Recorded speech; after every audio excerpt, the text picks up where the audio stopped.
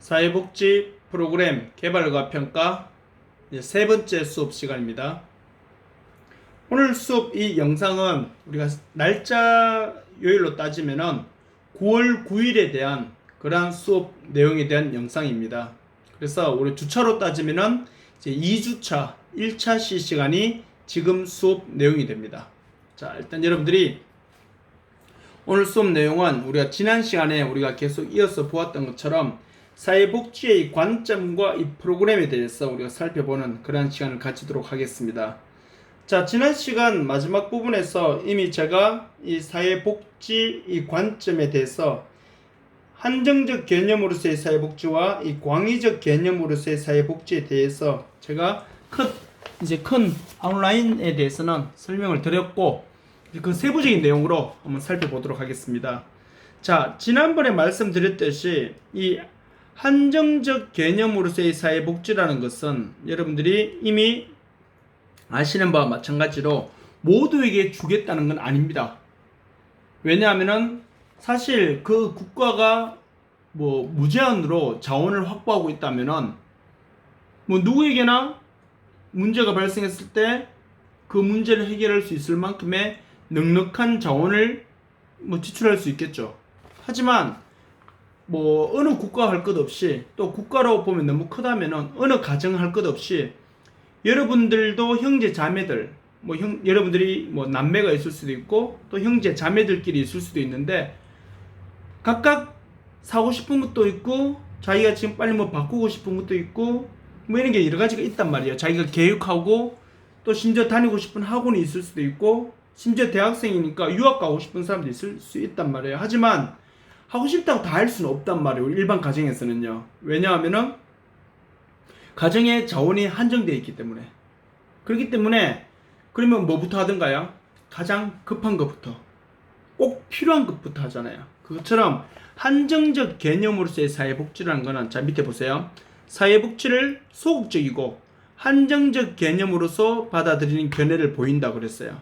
그래서 이 사회복지를 프로그램을 만들어서 사회복지를 우리가 이제 이렇게 제공을 하는 데 있어서 모두에게 주는 것이 아니라 일부 정해진, 다시 말하면은 그 과정, 그 매뉴얼, 더 구체적으로 말씀드리면은 자격 기준에 맞는 사람한테만 서비스를 주겠다는 것이 한정적 개념, 즉 한정적으로만 주겠다는 거예요. 그래서 이번에 앞서도 제가 말씀드린 바와 마찬가지로 우리 지금 재난지원금, 이번이 4차 재난지원금인가요?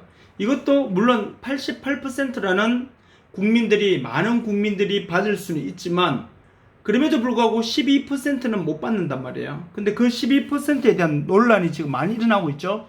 진짜 부자인 사람들은 그나마 위안이 될 수 있지만 이게 건강보험 기준으로 내다 보니까 정작 자신은 예를 들어서 서울에서 월세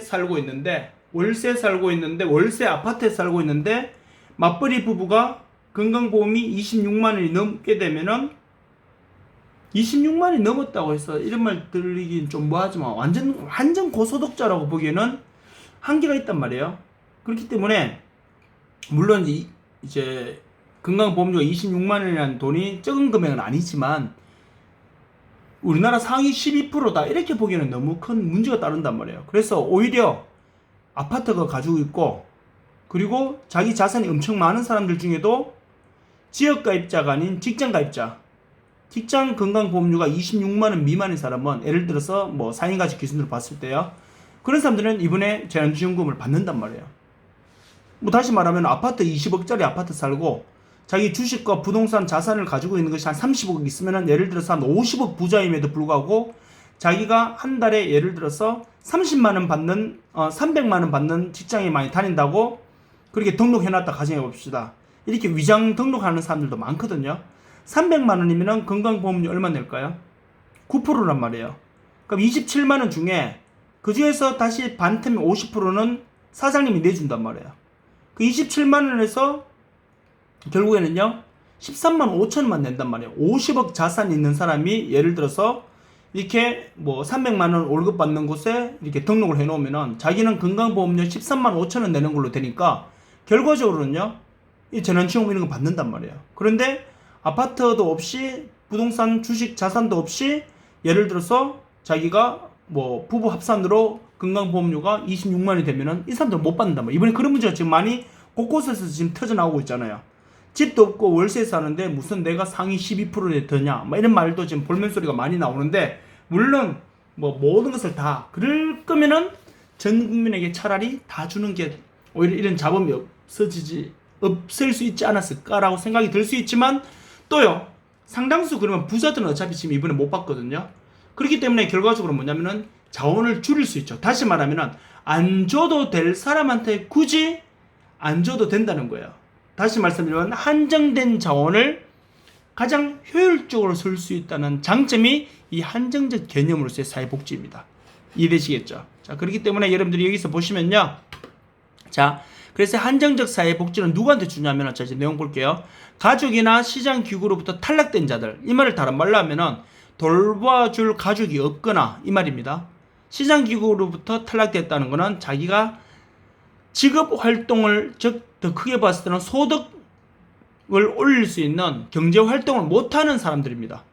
그래서 가족이 도움이 없거나 경제활동을 못하는 사람들을 우리가 가족이나 시장기구로부터 탈락되었다 이렇게 표현합니다. 아시겠죠? 자, 그래서 가족이나 시장기구로부터 탈락된 자들에게 이런 사람들이 정상적인 사회생활을 할 수 있도록 그 사람들을 도와주는 방법이 뭐냐면 한정적 개념의 사회복지예요.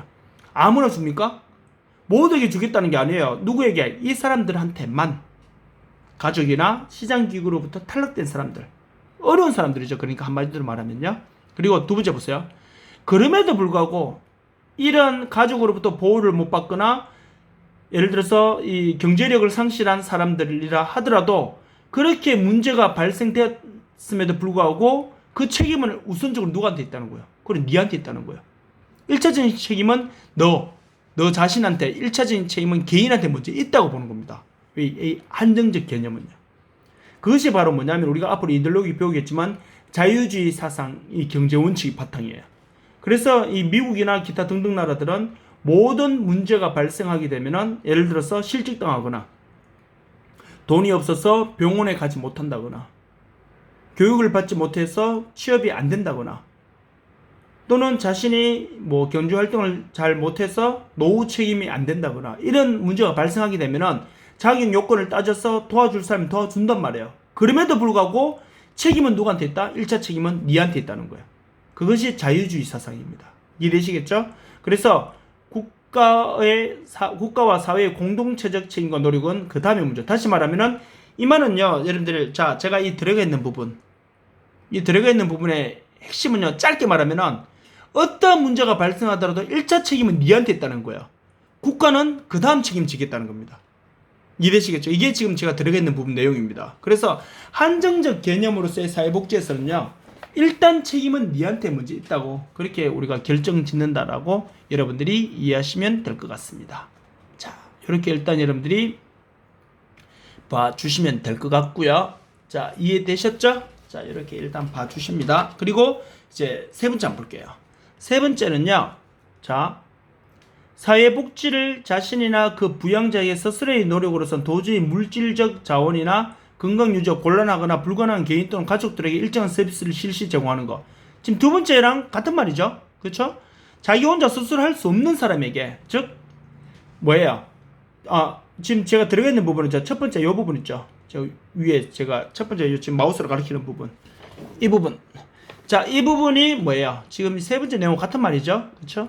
사회복지를 자신의 힘으로나 뭐 누구 힘으로 할 수 없을 경우, 즉 가족이나 시장기구로부터 탈락된 사람들, 이 사람들한테 주는 게 바로 뭐다? 모두에게 안 주겠다는 거잖아요. 제가 지금 이 들어가 있는 부분 세 가지 있죠. 우리가 지금 읽었던 거.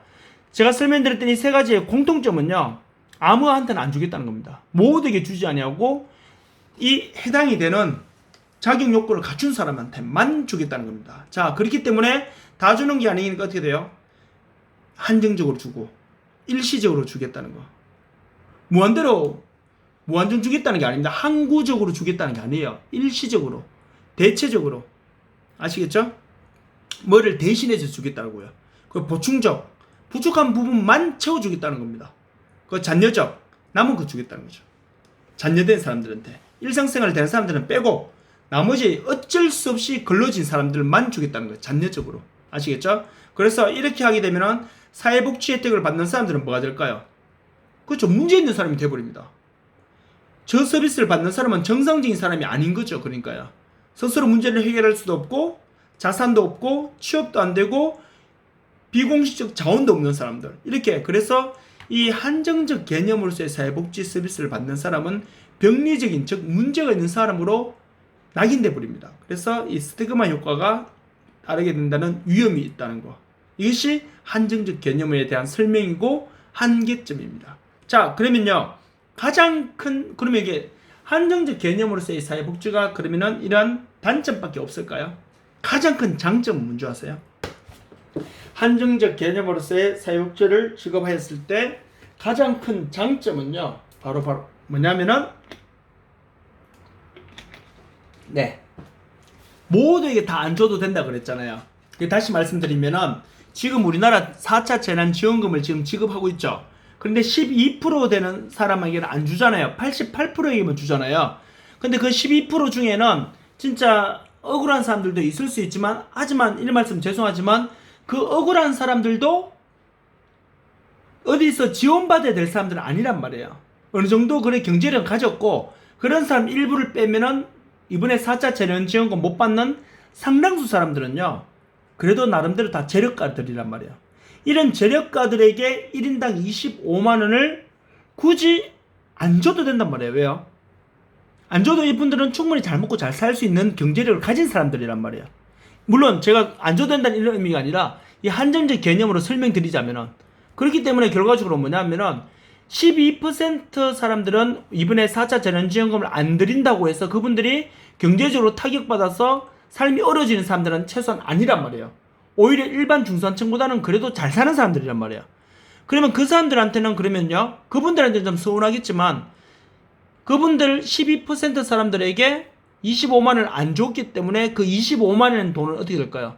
12%에게 지급될 25만원 돈. 이것도 얼마 될까요? 수천억이 넘습니다. 그쵸? 수천억 넘을 거예요. 아마 1조 이상도 넘습니다. 그 돈이 뭐가 되는 거예요? 그쵸? 안 써도 된단 말이죠. 그 말은요. 한정적 개념으로서의 사회복지를 하게 되면은 가장 큰 단점은 지금 제가 들어가 있는 이런 부분이 문제가 될 수 있지만, 하지만 딱 필요한 사람한테만 주었기 때문에 어떻게 됩니까? 자본의 즉 자원의 효율성을 발생시킬 수 있다는 게 가장 큰 장점입니다. 여기 위에 큰 부분에 아니면은 여기 밑에 부분에라도 꼭 하나 써놓으시기 바랍니다. 한정적 개념으로서의 사회복지를 시행했을 때 가장 큰 장점은 바로 자본의 즉 자원의 효율성을 최대화시킬 수 있다는 거. 자원의 효율성을 발생시킬 수 있다는 거. 효율성이 뭐예요? 딱 필요한 데만 돈 썼다는 거잖아요. 그렇죠? 그렇기 때문에 대신에 저는 이제 상대적 박탈감이나 또는 이제 스티그마 효과는 발생시킬 수 있다는 단점이 있다. 이때 여러분들이 봐주시면 됩니다. 그래서 우리나라 기초생활수급비도 한번 보세요. 아무나 안 주잖아요. 딱 그 자격 요건이 되는 사람만 주잖아요. 지금은 온라인으로 이렇게 다 지급되기 때문에 누가 기초생활수급자인지 아닌지 아무도 몰라요. 하지만 옛날에는 우리나라 70년대, 80년대 중반까지만 하더라도 현금이 아니고 현물로 줬단 말이에요. 그래서 동사무소 앞에서 이 기초생활수급, 그때는 기초생활수급자로 하지 않았고 생활보호 대상자라 불렀어요. 생활보호 대상자들은요. 그래서 뭐를 받았냐면은 이 동사무소 앞에서 줄 서가지고 정부미 이렇게 적힌 포대기에 적힌 정부미, 즉 정부에서 주는 쌀, 정부미라고 적힌 이 포대기를 어떻게 해요? 나눠주면 그걸 갖고 간단 말이에요. 그걸 이제 어깨에 메고 가거나 뭐 술에 싣고 가게 되면 어떻게 됩니까? 사람들이 뭐라 부를 거야? 아, 저 사람은 가난한 사람이구나. 그렇게 돼버린단 말이에요. 그런 이제 낙인 효과가 발생될 수밖에 없다는 거. 그거 일단은 이제 한정적 개념으로서의 사회복지가 발생했을 때 나타날 수 있는 문제다. 일단 여러분들이 봐주시면 됩니다. 자, 그럼 광의적 개념 볼게요. 자, 광의적 개념은요, 이제 쉬워요. 왜? 한정적 개념과 반대라고 보시면 되니까요. 자, 한정적 개념은 일부 사람에게 정해서 자격되는 사람한테만 주는 거였다면요. 광의적 개념으로서의 사회복지는 자, 보세요. 사회복지를 국민 또는 사회성은 일반을 대상으로 다 주겠다는 거예요. 이해되시겠죠? 각 측면에서 나타난 모든 복지를 다 해결하고자 하는 건데, 자, 현대사회에 있어서 모든 사람이 자신의 능력과 자아를 개발할 수 있도록 국가가 최대한 법적으로 제도적으로 다 뒷받침해주고 국가가 적극적으로 개입을 해서 뭘 하겠다는 거예요. 프로그램을 최대한 잘 만들어서 잘 제공해주겠다는 거예요. 자, 제가 들어가 있는 이 부분에서 가장 핵심은 바로 뭐냐면은, 자, 모든 사람, 이게 가장 큰 핵심입니다. 정부가 개입을 하되 프로그램과 법과 제도와 장치를 가지고 그 개인에게 개입을 하되 앞서 말씀드린 한정적 개념으로서의 사회복지에서 나온 누구 특정한 사람에게 주는 게 아니라 모든 사람에게 주겠다는 거예요. 보세요. 그 다음 자본주의의 근본적인 문제, 이걸 해결하는 한계. 다시 말하면은 지금 보세요. 재난지원금 작년 4월 달에 전 국민에게 다 줬단 말이에요. 전 국민에게 다 주는 이란 뭐예요? 그쵸? 이 광의적 사회복지 프로그램을 했다고 해서 모두가 코로나로부터 다 뭐예요? 위기에서 탈출했나요? 아니란 말이에요. 그리고요, 우리나라에서 현재 하고 있는 광의적 프로그램 뭐가 있을까요? 현재 하고 있는 거 광의적 프로그램 가장 대표적인 것이 아동수당이라는 게 있어요. 초등학교 들어가기 미취학 아동들이 뭐예요? 이거는 아무리 부잣집이거든 가난한 집이거든 초등학교 미취학 어린 자녀를 데리고 있는 가정이라면 누구나 한 달에 20만원씩 아동수당을 받을 수 있어요. 이거는 우리나라 전 국민 가정에게 다 줍니다. 물론 이제 여러분 가정, 물론 이제 어린 동생이 있으면 받을지 모르겠지만 일단은 뭐 어린 자녀가 있는 집이라면은 누구나 다 받을 수 있도록 그렇게 아동수당을 만들어 놨어요. 자, 그런데 보세요. 이 아동수당을 만들어 놨는데 이 아동수당이 그러면요, 부잣집도 주고 가난한 집도 주고 중산층 가정도 준단 말이에요. 그런데 이렇게 아동수당을 준다 해서 모두가 경제적으로 다 어려움에서 벗어날 수 있을까요? 그건 또 아니란 말이에요. 그래서 아무리 광의적 개념으로서의 즉 전 국민에 대한 프로그램인 이 사회복지 광의적 입장에서 서비스를 준다 하더라도 이 자본주의 사회, 즉 우리 사회에서 발생하는 이 양극화 문제, 빈익빈 부익부 현상, 즉 이 경제적인 불평등 문제를 다 해결하는 데는 어려움이 있을 수밖에 없다라는 거, 그거 여러분들이 이해하시면 됩니다. 아시겠죠? 그래서 이 광의적 개념에서의 사회복지는요, 모두에게 다 주는 겁니다. 아시겠죠? 그래서 이번처럼 재난지원금, 4차 재난지원금도 88%만 주는 게 아니라 전국민 100%에게 다 주는 겁니다. 그것이 뭐냐면 광의적 개념으로서의 사회복지입니다. 아시겠죠? 그래서 이 개념에서는 특수한 처지에 놓인 요보호자만을 대상으로 하는 이러한 개념이 아니라 모두에게 서비스를 주는 것이 바로 뭐다? 광의적 개념이다. 같은 말로는 항구적이다 또는요, 항구적이다, 뭐 보편적이다, 제도적이다, 이런 걸 여러분들이 이제 보시면서 이제 여러분들이 좀 구분하실 수 있으면 될 것 같습니다. 자, 그래서 여러분들이 이 광의적 개념에서의 그래서 가장 큰 장점은 스티그마 효과, 즉 앞에서 제가 들어가 있는 부분 있죠. 한정적 개념에서 했던 이 스티그마 효과를 뭐 한다는 거예요? 광의적 개념에서는 뭐예요? 없앨 수 있다는 거. 하지만 광의적 개념으로서의 사회복지 서비스는 그러면은 장점은 있을까요? 단점은요, 안 써도 될 사람한테까지 돈 쓰게 되는, 즉 지출 안 해도 될 곳에까지 지출을 하게 되는 자본의, 즉 자원의 비효율성을 발생시킬 수 있습니다. 아시겠죠? 그래서 이 한정적 개념으로서의 이 사회복지의 장점은 광의적 복지의 사회복지의 단점이 될 수 있고요. 광의적 개념으로서의 사회복지의 단점은 한정적 개념으로서의 사회복지의 장점이 될 수 있다는 거. 그거 여러분들 좀 기억하시면 됩니다. 됐죠? 자, 그러면요, 한 예를 들어서 제가 말씀드리고 넘어갈게요.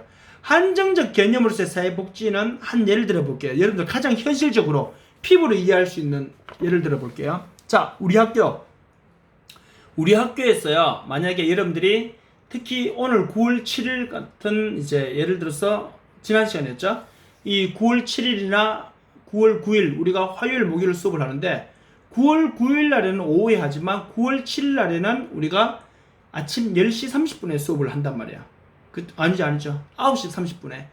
9시 30분에 A반인지 B반인지 모르겠지만 먼저 들어오는 반이 있겠죠? 그러면은 A반이라 가정해 볼게요. 9시 30분이면 물론 기숙사에서 나오거나 가까운 데서 오는 친구들은 뭐 금방 올 수 있겠지만 예를 들어서 뭐 멀리서 오는 사람들도 있잖아요. 우리 학교에는요. 그래서 예를 들어서 영남대학교 쪽에서 오거나 경산이나 이런 데서 오는 학생들도 지금 있단 말이에요. 여러분들 선배들 중에도 경산 시지 4월 시지는 대구죠. 아무튼 경산 여기 진량에서까지 오는 학생도 있어요. 여러분들 선배 중에. 그럼 아침 몇 시에 나오냐면요.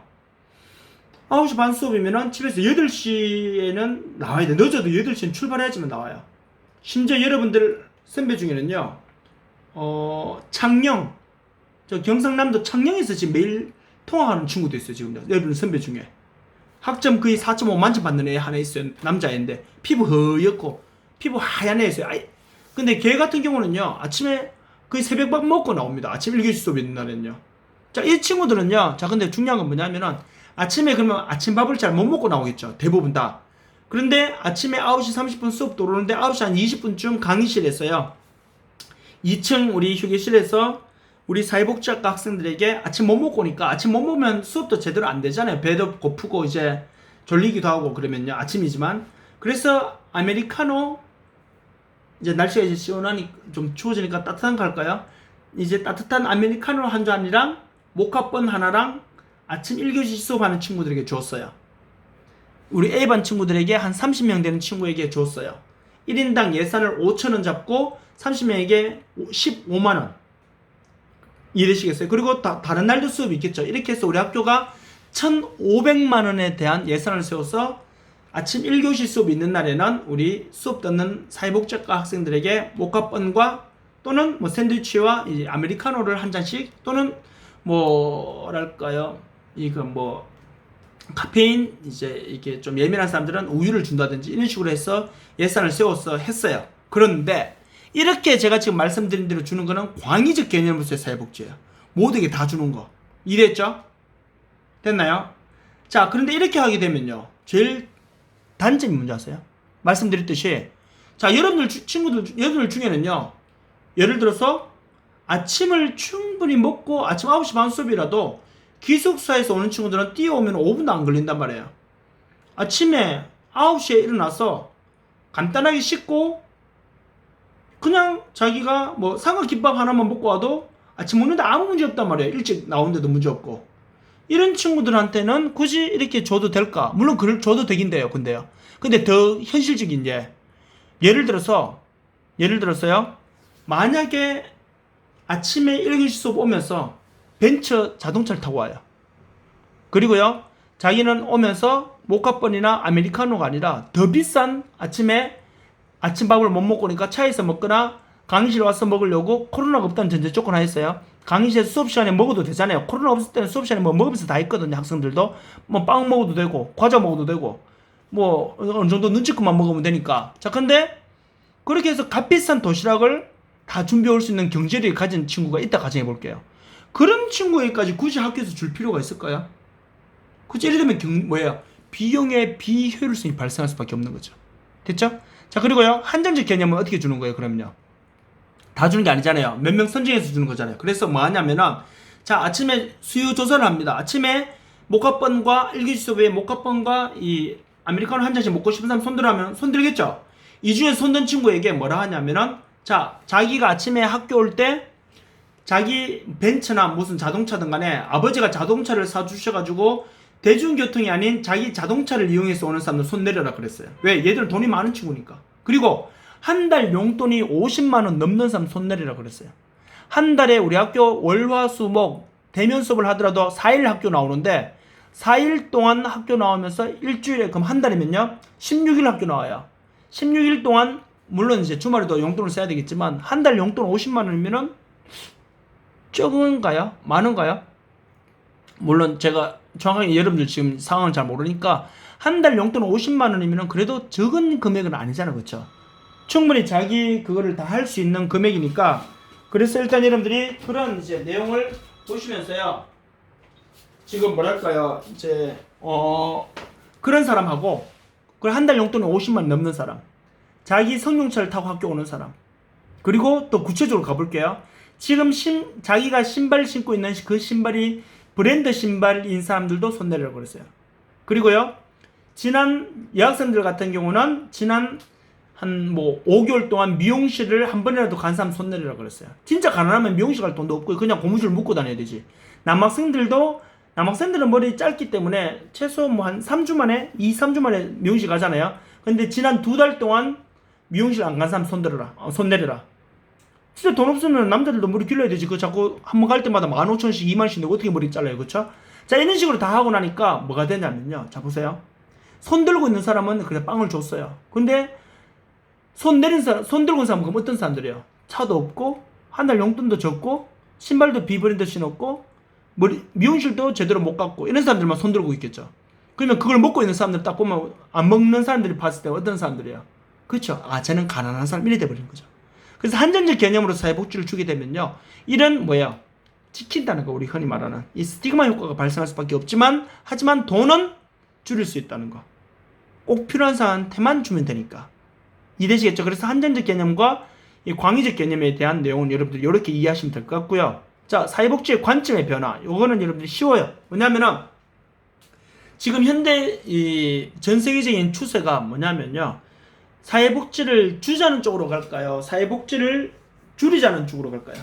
다시 말하면 복지를 광의적 입장으로 복지 형태가 바뀌고 있을까요? 아니면은 복지 형태가 이 한정적 개념으로 바뀌고 있을까요? 우리나라만 보더라도 제가 학교 다닐 때는요, 초등학교만 의무교육이었어요. 물론 제 수업을 듣는 이 만학도 선생님들도 충분히 이해하실 거예요. 물론 만학도 선생님들 중에는 초등학교 때도 무슨 뭐랄까요, 저희 때는 육성회비 이런 건 없었는데 육성회비라 해야 될까요? 왜 이런 거 내야 되는 거 있잖아요. 그런 걸 내고 학교 다니신 분들도 계실 거예요, 아마. 자, 근데 지금 초등학교는 의무교육이죠. 저는 중학교 때 등록금 냈거든요, 분기마다. 근데 지금은요, 중학교 의무교육이죠. 여러분 등록금 안 냈잖아요. 그 고등학교도요. 여러분들은 고등학교를 의무교육 하셨나요? 아니면은 고1까지는 냈는지 모르겠지만 지금 고등학교 기준 보면 다 의무교육이잖아요. 돈 안 내고 받잖아요. 그게 우리나라도 어떻게 돼요? 교육에 대한 복지를 갈수록 한정적에서 광의적으로 지금 늘리고 있죠, 우리나라도요. 건강보험도 한번 보세요. 옛날에요, 건강보험도 보면은 한의원은 해당이 안 되었단 말이에요. 약국에서도 건강보험 안 됐단 말이에요. 근데 지금은요, 다 받고 있죠. 그 건강보험도 병원 가면 받을 수 있는 이 서비스의 폭이 좁아졌을까요? 넓어졌을까요? 넓어졌단 말이에요. 우리나라만 보더라도 이렇게 될 수 있고요. 심지어 복지에 대해서 조금 짠돌이인 그런 북미 국가들도 최근에는 복지에 대해서 조금씩 더 넓혀가고 있단 말이에요. 그래서 현재 사회복지의 관점은요, 소극적에서 적극적으로 좀 바뀌어가고 있고요. 잔여적에서 제도적으로, 한정적에서 광의적으로. 이 말을 다른 말로 다 바꾸면 뭔지 아세요?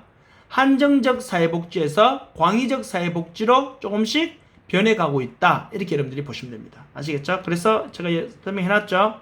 보시면은, 자, 로만 니신이라는 사람이 어떻게 해놨어요? 국가마다 지금 보시면은 잔여적 이 사회복지 프로그램에서 어떻게 바뀐다 그랬어요?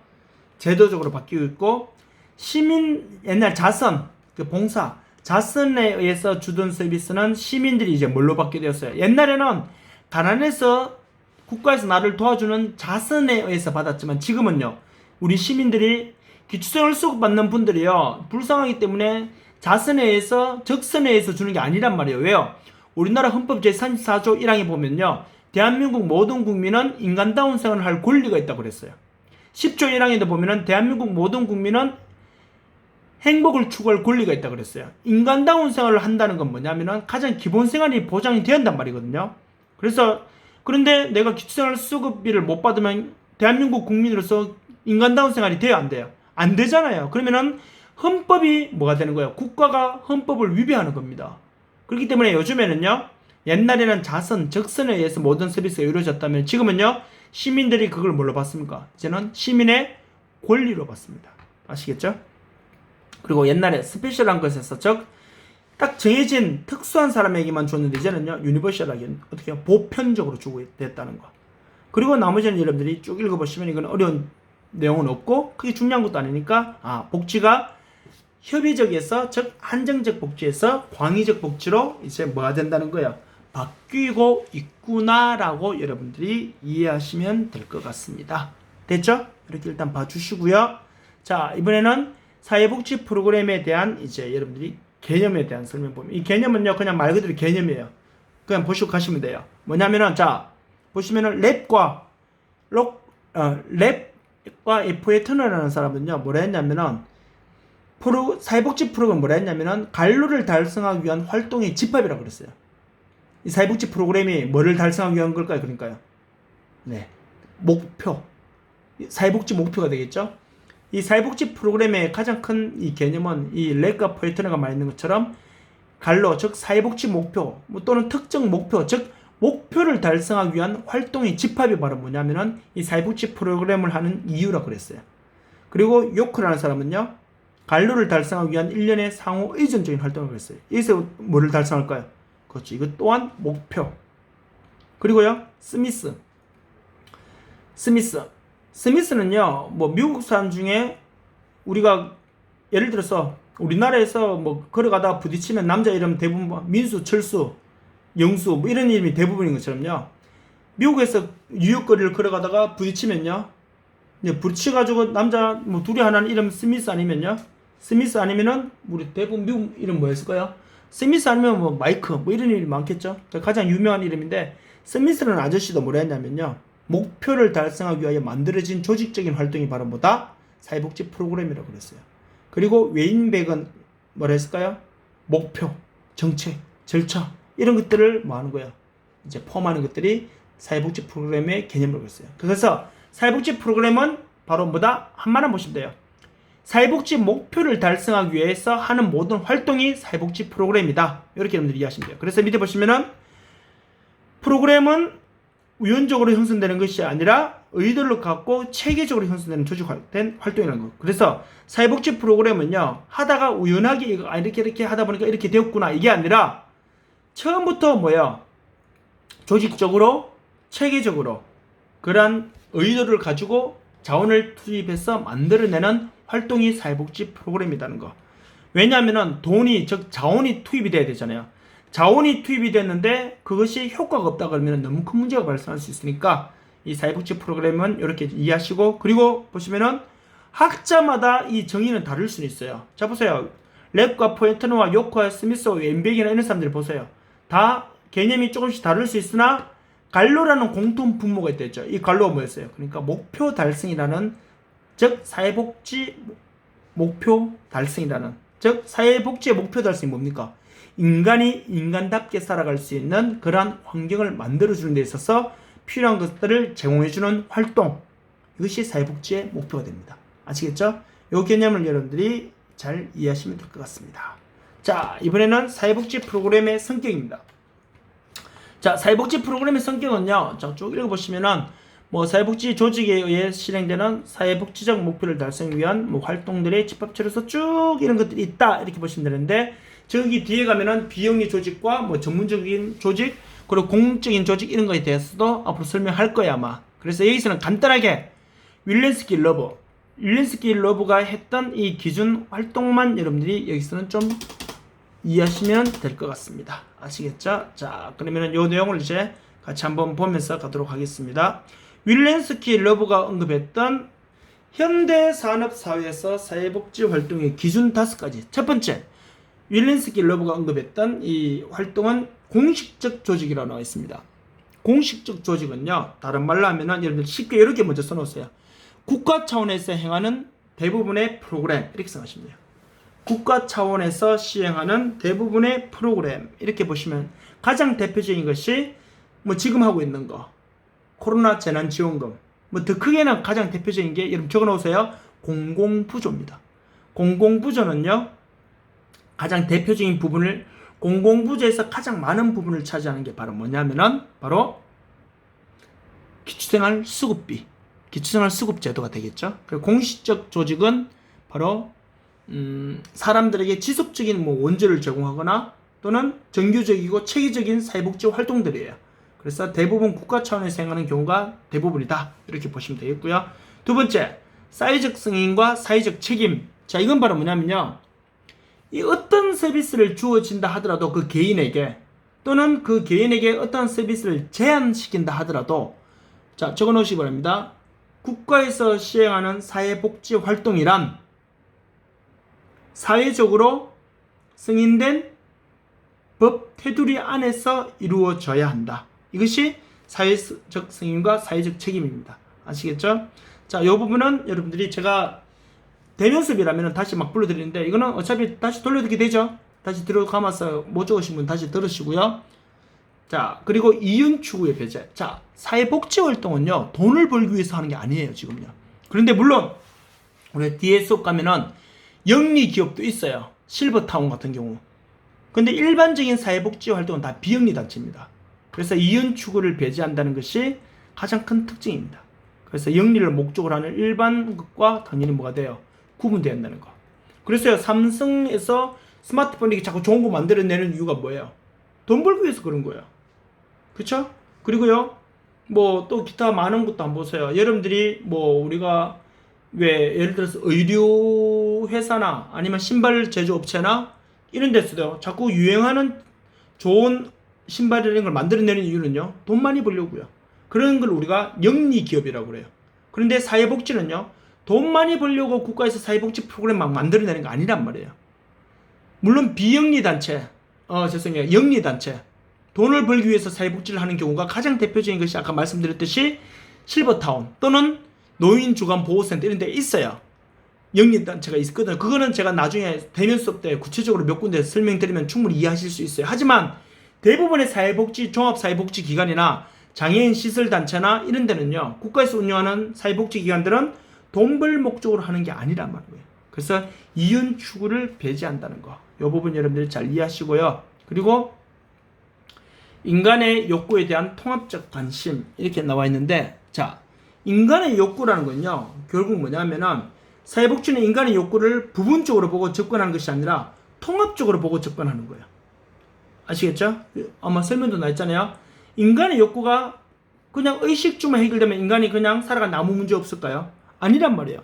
자, 그래서요, 세계보건기구 WHO에서는요 뭐라 했냐면, WHO, 여러분들 제가 안 그래 WHO가 뭐냐 물으니까요, WHO 그러더라고요. 물론 틀린 말은 아니죠. 이게 WHO는 맞아요. WHO가 WHO는 이게 누구를 지시하니까 누구 되는데, 제가 여기서 말할 때는 WHO가 아니잖아, 그렇죠? WHO는 세계보건기구예요. 그러면은 여러분들이 이제 지성인이고 최고 고등 학문을 배우는 대학생이라면요, WHO가 뭐예요? 약자인지는 정도는 아셔야 되겠죠? 뭐예요? WHO가 뭐예요? 월드 H는 헬스, O는요 조직, 기구. 그래서 월드 헬스 오가니제이션. 자, 이 정도는 좀 알아놓으셔야 되겠죠? UN의 그러면은 이 약자가 뭔지, IMF의 약자가 뭔지, 뭐 이런 거 정도는 뭐 좀 알아놓으시면은 훨씬, 세계의 석유협력기구 오펙도 있잖아요. 이런 거는 우리가 좀 알아놓으시면은 좀 유식한 소리 듣겠죠. 가장 기본임에도 불구하고 그런 것도 좀 알아놓으시면 좋을 것 같고요. 자, 그래서 일단은 세계보건기구 WHO에서도 뭐라 하냐면요, 사람이 건강을 어떻게 보냐, 신체적인 건강, 정신적인 건강, 몸이 건강해야 되고 자기 정신이 건강해야지만 건강하게 살 수 있다고 이렇게 했는데, 하나 더 추가되었어요. 사회적인 건강. 이게 바로 뭐냐면 사람들과의 관계예요. 사람들과 관계를 못 맺는 사람 있잖아요. 이 사람은 외톨이, 우울증 앓게 되거든요. 그래서 세계보건기구에서는 신체적인 건강, 정신적인 건강, 사회적인 건강을 건강해야지만 건강하다고 보는 거예요. 근데 최근에 하나 더 추가되었습니다. 바로 뭐냐면 영적인 건강입니다. 여기서 영적 건강은 바로 뭐냐면요, 한마디로 말해서 여러분들이 이걸 종교적인 성향으로 생각하시면 안 되고요, 영적이라 그러면, 영성이라 그러면요, 두 가지를 볼 수 있어요. 종교적 영성은 말 그대로 종교에서 말하는 믿음인데, 우리가 하는 실존적 영성은요, 자기의 뭐냐면은 자존감이에요. 그래서 이 영적이라는 건요, 이 악한 영으로부터 결국 뭐예요? 사이비 종교와 건전한 승인된 종교를 구분할 수 있는 능력이라고 보시면 돼요. 거기에 대해서 건강한 사람이 건강하다 이렇게 보여주는 거예요. 그래서 인간의 욕구에 대한 통합적인 관심, 이거 잘 기억하시고, 마지막은 인간의 소비 욕구에 대한 직접적인 관심인데, 한마디로 말해서 인간은 뭐예요? 사회적인 동물이란 말이에요. 그래서 굶주린 사람에게 양식을 제공하고 집이 없는 사람에게 거처를 제공함으로써 소비 욕구에 대한 관심을 주는 거. 이것이 그냥 이제 윌렌스 길러브가 언급했던 건데, 이 5가지는요 달달달달 외우시고, 그리고 꼭 기억해야 되실 내용은 아니에요. 그냥 윌린스키 러브라는 학자가 산업사회에서, 즉 현대산업 후기 산업사회인 우리 4차 산업혁명 시대를 살아가는 우리에게 사회복지 활동은 저렇게 5가지가 있구나라고 눈으로만 그냥 보시고 넘어가셔도 아무 문제는 없겠습니다. 자, 여기까지가 사회복지 프로그램 개발과 평가 3번째 수업 시간이었습니다. 자, 이제는 다음 시간에 9월 14일분 4번째 수업 시간을 우리가 수업자를 업로드하도록 하겠습니다. 한꺼번에 다 몰아서 듣지 마시고요. 그때그때 수업을 수강하시기 바랍니다. 자, 수고하셨습니다.